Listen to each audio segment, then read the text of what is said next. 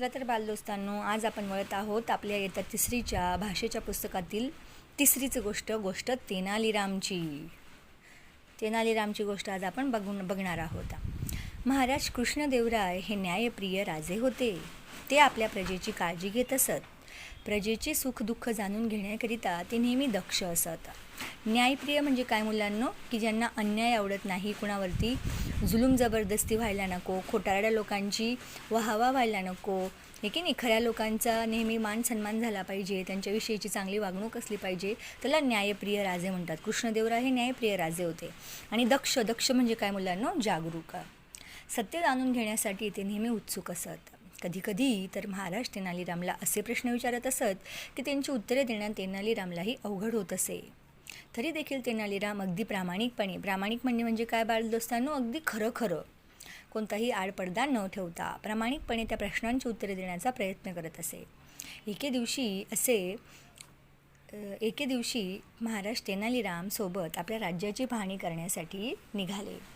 पूर्वीच्या काळी राजे आपल्या राज्याची पाहणी करण्यासाठी निघायचे, त्यावेळेला या गोष्टीत पण आपल्याला सांगितलेलं आहे की कृष्णदेवराय हे तेनालीरामसोबत आपल्या राज्याची पाहणी करण्यासाठी निघाले होते. राज्याची पाहणी का करायची असते बालदोस्तांनो, की आपल्या राज्यात काय चालू आहे, हे की नाही, लोकांच्या काय अडचणी आहेत, लोकांना काही समस्या आहेत का, हे जाणून घेण्यासाठी राजे महाराजे हे पाहणी करण्यासाठी निघायचे. आता ह्या गोष्टी जर बघितलं आपण तर वेषांतर न करता राजा फिरावयास निघालेला आहे. पण आपण अशा अनेक गोष्टी बघतो की वास्तविक परिस्थिती काय चालू आहे राज्यात ते जाणून घेण्यासाठी कधीकधी राजे महाराजे हे राजाचा वेश न घेऊन एखाद्या दुसऱ्या पुरुषाचा वेश घेऊन वेषांतर करून देखील पाहणी करायचे. जाऊया पुढे. अचानक त्यांनी तेनालीरामला विचारले, तेनाली, सर्वात श्रेष्ठ माणूस कोण आहे? तेनालीराम तत्परतेने म्हणाला, महाराज, या महान राज्याचे आपणच शासक आहात, म्हणून आपणच सर्वश्रेष्ठ आहात. माझ्याहून श्रेष्ठ काय आहे तेनाली? महाराजांनी तेनालीरामला प्रश्न विचारला. तेनालीराम यावर विचारपूर्वक म्हणाला, या प्रश्नाचं उत्तर मी नंतर देईन.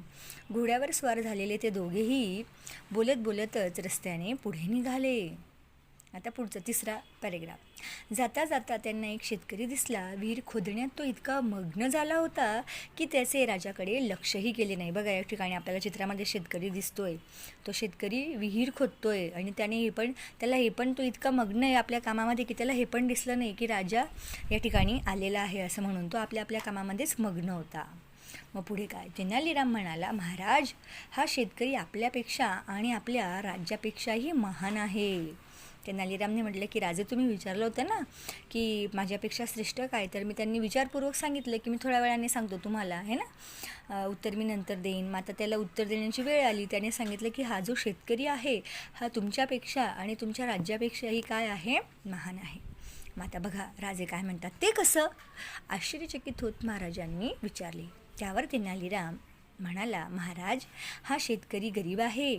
तो फक्त स्वतःच्या हिताचा विचार करत नाही, तर गावातील सर्वांच्या हिताचा विचार करत आहे. हित म्हणजे काय बालदोस्तांनो, कल्याण. काय म्हटलं तेनालीरामने की हा शेतकरी गरीब आहे.